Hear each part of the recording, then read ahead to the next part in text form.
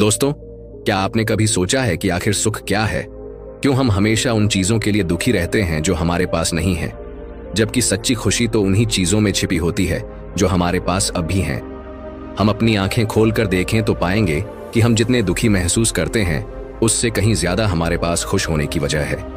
आज मैं आपको एक ऐसी कहानी सुनाने जा रहा हूं जो न सिर्फ आपके मन की आंखें खोल देगी, बल्कि यह सिखाएगी कि सुख और दुख आपके बाहरी हालातों पर नहीं, बल्कि आपके नजरिए पर निर्भर करते हैं। यह कहानी है एक गरीब व्यक्ति की है जो अमीर बनने की चाह में हमेशा दुखी रहता था। लेकिन एक दिन एक बौद्ध भिक्षु ने उसे सिखाया कि असली सुख कहां पाया जा सकता है। तो दोस्तों, अंत तक इस कहानी को ध्यान से सुनिए, क्योंकि यह कहानी आपके जीवन को बदल सकती है और आपके अंदर एक नई ऊर्जा, एक नई सोच पैदा कर सकती है। तो आइए चलते हैं गौतम बुद्ध की शिक्षाओं से प्रेरित इस अनमोल कहानी की ओर। तो चलिए आज की प्रेरणादायक बौद्ध कहानी को शुरू करते हैं। बहुत समय पहले की बात है। एक नगर में एक बहुत ही गरीब व्यक्ति रहता था। वह जब भी किसी धनी व्यक्ति को देखता तो वह मन ही मन बोलने लगता और कहता, हे भगवान, तूने मुझे इतना गरीब क्यों बनाया? इन अमीर व्यक्तियों को देखो, ये लोग कैसे ढंग से खेल रहे हैं, जीवन का आनंद ले रहे हैं, और एक मैं हूं जो हर रोज एक एक पैसे के लिए तरस जाता हूं। मेरे पास तो फूटी कौड़ी तक नहीं है और यह लोग पैसे बर्बाद कर रहे हैं। हे भगवान, मुझे भी अमीर बना दे। एक दिन वह व्यक्ति इसी तरह बोल रहा था। तभी उसके पास से एक बौद्ध भिक्षु गुजर रहे थे। उन भिक्षु ने उस गरीब व्यक्ति की सारी बातें सुन ली। फिर वह बौद्ध भिक्षु उस व्यक्ति से कहते हैं, क्या बात है भंते, तुम इतने परेशान क्यों हो? तुम इतने दुखी क्यों लग रहे हो? क्या कोई तकलीफ है तुम्हें? तभी वह व्यक्ति कहता है, हे गुरुदेव, मैं बहुत दुखी हूं, मैं बहुत गरीब हूं, मेरे पास तो खाने के लिए पैसे नहीं बचते। मैं एक एक पैसे के लिए तरस जाता हूं। इस दुनिया में मेरा कोई नहीं। मैं सुखी होना चाहता हूं, मुझे सुखी होना है, मुझे अमीर होना है। हे गुरुवर, क्या आप मुझे कोई ऐसा उपाय बता सकते हैं जिससे मैं जल्द से जल्द अमीर हो जाऊं और मेरे पास किसी चीज की कोई कमी ना रहे? उस व्यक्ति की यह बात सुनकर बौद्ध भिक्षु ने उस व्यक्ति की तरफ ध्यान से देखा और फिर उस व्यक्ति को कहते हैं, भंते, तू मेरे साथ चल। इतना कहकर वह भिक्षु उस गरीब व्यक्ति को एक अमीर व्यक्ति के घर ले गए। उस अमीर के घर को देखकर उस गरीब व्यक्ति की आंखें फटी की फटी रह गईं। उस गरीब व्यक्ति ने उन भिक्षु से कहा, हे गुरुवर, इतना अमीर होने के लिए तो मैं कुछ भी कर सकता हूं। यदि मेरे पास इतने पैसे हो तब तो क्या ही बात है, इस घर में तो कितना आनंद आता होगा। तभी वह भिक्षु मुस्कुराने लगे और उस गरीब व्यक्ति से कहते हैं, इसलिए तो मैं तुम्हें यहां पर लाया हूं। इतना कहते हुए भिक्षु उस व्यक्ति को उस घर के मालिक के पास ले जाते हैं और उस अमीर व्यक्ति से कहते हैं, तुम्हारे पास तो इतनी धन दौलत है, इतना आलीशान घर और सारे ऐशो आराम है, क्या तुम सुखी हो? तभी वह व्यक्ति जरा सा मायूस होकर उन बौद्ध भिक्षु से कहता है, हे गुरुवर, कैसा सुख केवल धन दौलत होने से सुख तो नहीं आ जाता। मैं तो जन्म से ही अंधा हूं और एक अंधे के जीवन में सुख कैसे हो सकता है? सुखी तो वे लोग हैं जिनके पास आंखें हैं, जो लोग इस संसार को देख पा रहे हैं, इसकी खूबसूरती को आंख भर के निहार पा रहे हैं। हे गुरुवर, मैं तो बस इतना ही चाहता हूं कि केवल मुझे कुछ पलों के लिए ही सही, लेकिन इस संसार को देखने का अवसर प्राप्त हो। मैं कम से कम एक बार अपने माता पिता, अपने रिश्तेदारों को देख सकूं, और इसके लिए चाहे मुझसे मेरी कोई पूरी दौलत ही क्यों ना ले ले, मैं देने के लिए तैयार हूं। मैं इतना दुखी हूं जितना दुखी और कोई नहीं हो सकता। हे ईश्वर, आपने मुझे अंधा क्यों बनाया? तभी उन बौद्ध भिक्षु ने उस गरीब व्यक्ति की ओर इशारा करते हुए कहा, तुम्हारे पास एक बहुत बड़ा अवसर है।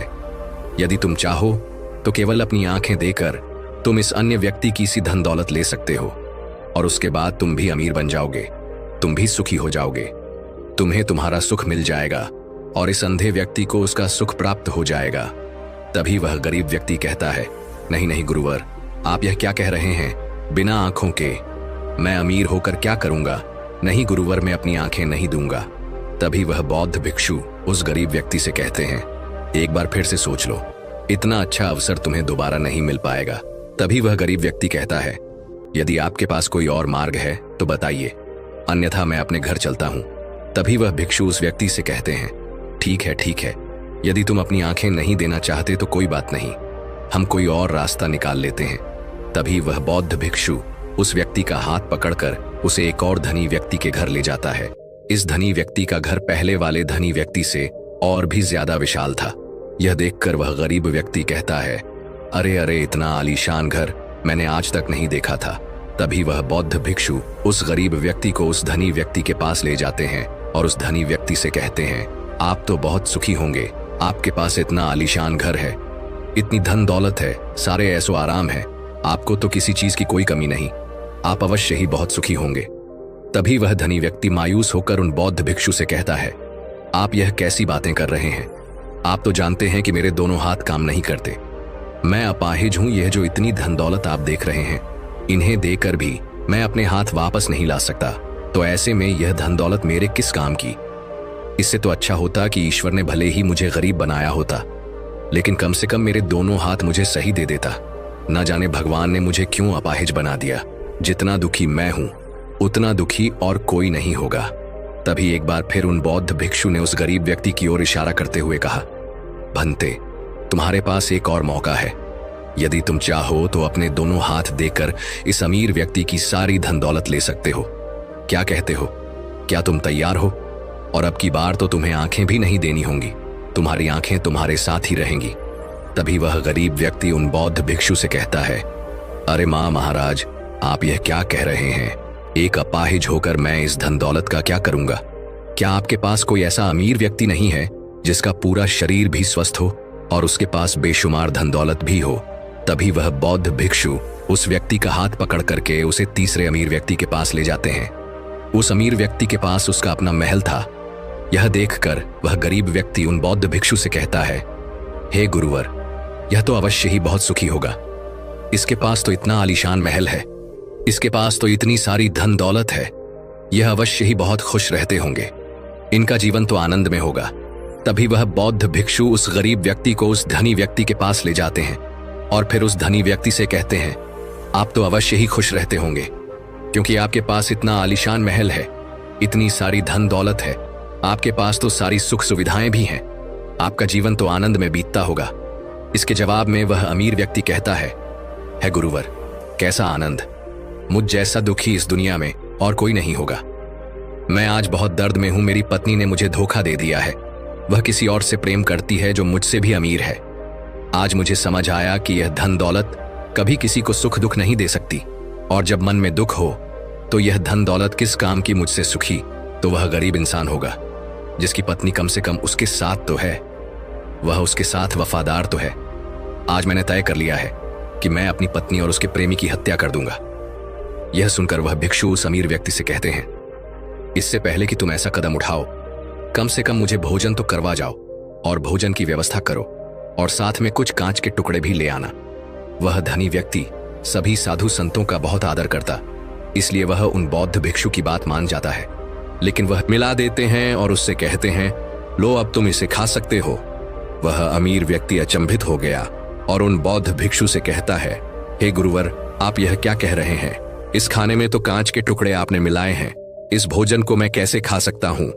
यदि यह भोजन मैं करूंगा तो इससे मुझे बहुत तकलीफ होगी और हो सकता है कि मेरी मृत्यु भी हो जाए।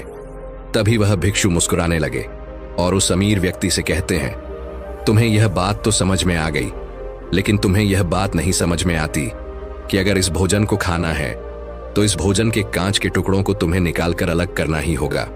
तभी यह भोजन तुम्हारे खाने योग्य बनेगा, और तब यह भोजन तुम्हें कोई तकलीफ नहीं देने वाला, बल्कि तुम्हें सुख ही प्रदान करेगा। इस पर वह अमीर व्यक्ति अचरज में उन बौद्ध भिक्षु से कहता है, हे गुरुवर, आखिर आप क्या कहना चाहते हैं? तभी वह बौद्ध भिक्षु उस अमीर व्यक्ति से कहते हैं, ऐसे लोग जो कांच के टुकड़े के समान हैं, यदि तुम उनके साथ चिपके रहोगे तो तुम्हें दर्द तो अवश्य ही होगा। जिस प्रकार यह कांच का टुकड़ा मिला हुआ भोजन तुम्हें दर्द प्रदान करेगा, इसलिए इसका समाधान तो यही है कि तुम इन कांच के टुकड़ों को भोजन से अलग कर दो और जो है उस पर ध्यान दो, अर्थात कि तुम उन लोगों को भूल जाओ जो तुम्हारे जीवन में नहीं है और उन लोगों पर ध्यान दो जो इस समय तुम्हारे साथ है, जैसे कि तुम्हारी पुत्री, वह भी तो तुम्हारे प्यार की भूखी है। क्या तुम्हारा यह कर्तव्य नहीं है कि तुम उसका ख्याल रखो, उसकी परवरिश करो? आगे भिक्षु उस अमीर व्यक्ति से कहते हैं, सुख तो तुम्हारे पास ही है, बस इन कांच के टुकड़ों को, अर्थात अपनी पत्नी और उसके प्रेमी की हत्या करने का यह विचार अपने मन से निकाल दो था। यह कांच के टुकड़ों से मिला हुआ भोजन के समान ही होगा और इसका परिणाम भी बहुत भयानक होगा। वह भिक्षु इतना कहकर शांत हो गए और समझ में आ गई।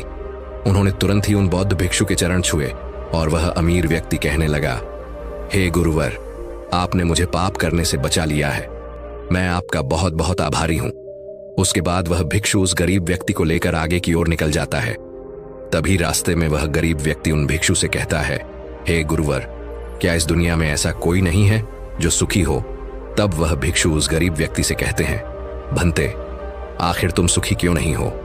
इस पर वह गरीब व्यक्ति कुछ देर के लिए सोच विचार करता है, लेकिन उसके पास कोई जवाब नहीं होता। तभी वह बौद्ध भिक्षु उस गरीब व्यक्ति से कहते हैं, क्योंकि तुम्हें वह चाहिए जो तुम्हारे पास नहीं है। तुम्हारे पास धन नहीं है और तुम्हें धन चाहिए। अमीर होना चाहते हो। तुम्हें लगता है कि वह तुम्हें सुख देगा, लेकिन तुम इस वास्तविकता को भी भूल रहे हो कि बाद में तुम्हें दुख भी वही देगा। जैसे कि जब हम पहले एक अमीर व्यक्ति के पास पहुंचे थे तो उसके पास आंखें नहीं थीं। उसके पास जो नहीं था वह उसके लिए बिलख रहा था, जबकि उसके पास तो बेशुमार धन दौलत थी और उसका पूरा शरीर भी पूरी तरह से स्वस्थ था, लेकिन उसका ध्यान उस पर नहीं था। वह उसे छोड़कर उन चीजों के पीछे भाग रहा था जो उसके पास नहीं थी। इसी तरह से दूसरे अमीर व्यक्ति के पास आंखें थीं, धन दौलत भी थी, लेकिन हाथ नहीं थे। इसी प्रकार जो चीज उसके के पास थी वह उसका आनंद नहीं ले रहा था, बल्कि वह तो इस दुख में था कि उसके पास उसके हाथ नहीं है। और ठीक इसी प्रकार से तीसरा अमीर व्यक्ति भी दुखी था, क्योंकि उसके पास तो धन दौलत भी थी, ऐशो आराम भी था और उसके पास तो उसका पूरा शरीर भी था। वह पूरी तरह से स्वस्थ और तंदुरुस्त भी था, लेकिन फिर भी वह दर्द में था, क्योंकि उसे उसकी पत्नी ने धोखा दे दिया था, जो उसकी कभी हो ही नहीं सकती थी। जो स्त्री केवल धन के लिए किसी और के साथ भाग जाए, क्या वह उसका साथ कभी दे सकती थी? नहीं। लेकिन उस अमीर व्यक्ति के पास जो था, अर्थात उसकी पुत्री, वह उसके बारे में सोच ही नहीं रहा था। आगे वह भिक्षु उस गरीब व्यक्ति से कहते हैं, अमीर गरीब होने से दुख और सुख का कोई मतलब नहीं होता। अमीर हो या गरीब, हमारे दुखी होने का एकमात्र कारण यही होता है कि हम हमेशा उन चीजों के पीछे भागते रहते हैं जो हमारे पास है ही नहीं, और जो वर्तमान में हमारे पास है हम उस पर ध्यान ही नहीं देते और ना ही उसका आनंद ले पाते हैं। हम तो केवल भविष्य में घूमते रहते हैं, भूतकाल में अटके रह जाते हैं, और यह सारी गलतियां हम वर्तमान की जमीन पर करते हैं। और यही कारण है कि तुम कभी आनंदित हो ही नहीं पाते, तुम कभी खुश नहीं रह पाते, क्योंकि जो आनंद का समय है, अर्थात वर्तमान का समय, वह तो यूं ही नष्ट हो जाता है। तभी आगे वह भिक्षु उस गरीब व्यक्ति की ओर इशारा करते हुए कहते हैं, भंते, तुम मुझे यह बताओ, क्या तुम्हारे पास उन तीनों अमीर व्यक्तियों के दुखों में से कोई एक भी दुख है? तभी वह गरीब व्यक्ति सोच विचार कर केवल अपने आज पर ध्यान दो और अपने कर्म पर मन लगाकर करो। इतना कहकर वह भिक्षु शांत हो गए और गरीब व्यक्ति को भी उन बौद्ध भिक्षु की बात अच्छी तरह से समझ में आ चुकी थी। वह यह समझ चुका था कि अब से उसे अपने वर्तमान पर ध्यान देना है, उसे अपने वर्तमान को सुधारना है। उसके बाद उस गरीब व्यक्ति ने उन बौद्ध भिक्षु को प्रणाम किया और वापस अपने घर लौट गया। अब से वह गरीब व्यक्ति यह सोचकर हमेशा खुश रहने लगा कि कम से कम वह उन तीन अमीर व्यक्तियों से अधिक खुश है। उसके पास अधिक खुशियों की वजह है। हाँ, यह बात और है कि उसके पास धन नहीं है, लेकिन उसके पास ऐसी चीजें हैं जो धन से कहीं ज्यादा कीमती हैं, और वह है उसका पूरा शरीर जो पूरी तरह से स्वस्थ है। दोस्तों, मैं उम्मीद करता हूं कि यह कहानी सुनने से आपके जीवन में अच्छे बदलाव आए होंगे। दोस्तों, इस कहानी से आपने क्या समझा? अपने विचारों को, अपने भावनाओं को एक कमेंट के माध्यम से जरूर बताएं।